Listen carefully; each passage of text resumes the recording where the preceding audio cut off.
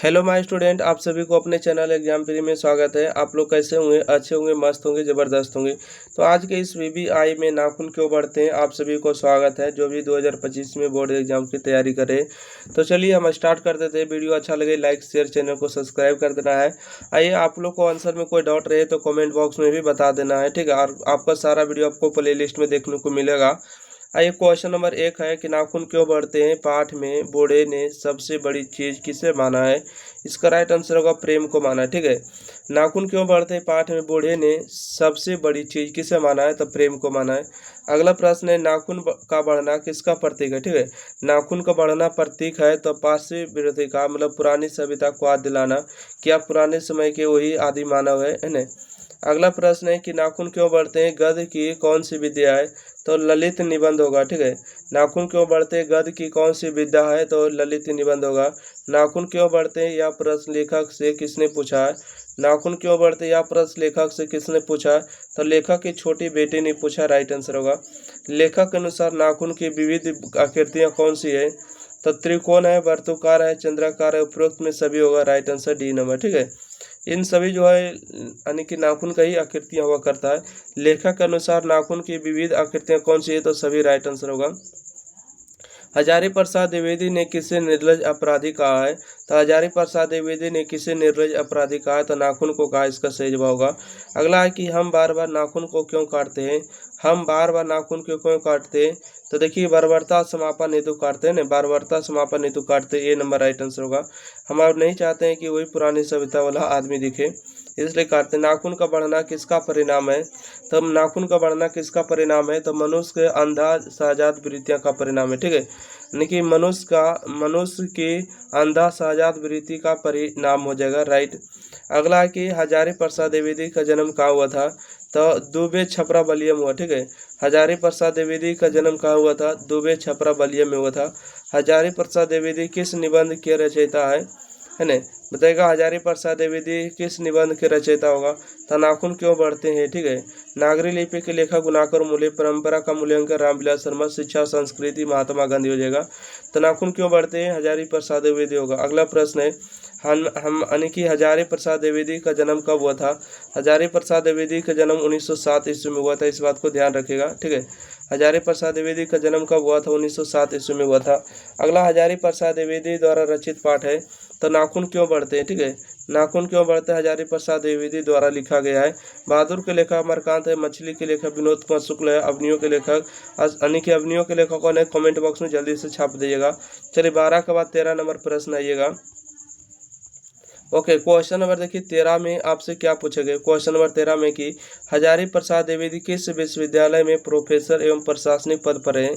तो इसका right answer होगा देखिए काशी विश्वविद्यालय, ठीक है। काशी हिंदू विश्वविद्यालय, शांति निकेतन विश्वविद्यालय, चंडीगढ़ विश्वविद्यालय, ये सभी सत्य है। ऑप्शन नंबर इसका डी राइट आंसर है। सभी जगह जो है विश्वविद्यालय में प्रोफेसर एवं प्रशासनिक पद पर रह चुके हैं। चलिए अगला प्रश्न है, क्वेश्चन नंबर 14 है कि हजारी प्रसाद द्विवेदी का कौन सा निबंध नई पीढ़ी एवं सौंदर्य बोध, इतिहास चेतना और संस्कृति आत्मगौरव का भाव जगाता है? तो नाखून क्यों बढ़ते हैं, ठीक है। नाखून क्यों बढ़ते ही राइट आंसर होगा। अगला प्रश्न है कि हजारी प्रसाद द्विवेदी का कौन सा निबंध नई पीढ़ी में सौंदर्य ऐतिहासिक चेतना और सांस्कृतिक आत्मगौरव का मतलब भाव जगाता है? तो नाखून क्यों बढ़ते, राइट आंसर होगा। पुरानी स्लोवसोनिक भाषा में चूहे को क्या कहते हैं? तो माइस कहते हैं, ठीक है। राइट आंसर होगा डी नंबर होगा। चलिए अगला प्रश्न की ओर अगर बढ़ते हैं, क्वेश्चन नंबर देखिएगा। क्वेश्चन नंबर कितना आ गया? क्वेश्चन नंबर देखिएगा 16 नंबर प्रश्न है। कहते हैं कि पुराने का मोह सब समय वांछनीय ही नहीं होता, यह किस लेखक की पंक्ति है? तो राइट आंसर होगा यानी कि हजारी प्रसाद द्विवेदी का कहना है कि पुराने का मोह सब समय वांछनीय ही नहीं होता, किस लेखक की पंक्ति है? तो हजारी प्रसाद द्विवेदी के। किसने कहा था कि सब पुराने अच्छे नहीं होते और सब नए खराब ही नहीं होते? तो हजारी प्रसाद द्विवेदी ने कहा, राइट आंसर बी नंबर होगा। अगला प्रश्न है किसकी रचना में एक साथ कबीर, तुलसी और रविंद्रनाथ एकाकार हो उठते हैं? तो हजारी प्रसाद द्विवेदी में हो उठते हैं, ठीक है। हजारी प्रसाद द्विवेदी में। किसकी रचना में एक साथ कबीर, तुलसी और रविंद्रनाथ एकाकार हो उठते हैं? तो हजारी प्रसाद द्विवेदी में। यानी द्विवेदी जी को किस रचना के लिए साहित्य अकादमी पुरस्कार मिला था? हजारी प्रसाद द्विवेदी को किस रचना के लिए साहित्य अकादमी पुरस्कार मिला था? तो आलोक पर्व पर मिला था। नहीं, आलोक पर्व पर मिला था, इसका राइट आंसर होगा। चलिए अगला प्रश्न है कि भारतीय संस्कृति की क्या विशेषता है? भारतीय संस्कृति की क्या विशेषता है? तो बंधन युक्त है। ठीक है, बंधन युक्त है, राइट आंसर होगा। मनुष्य का स्वधर्म क्या है? ठीक है, मनुष्य का स्वधर्म क्या है?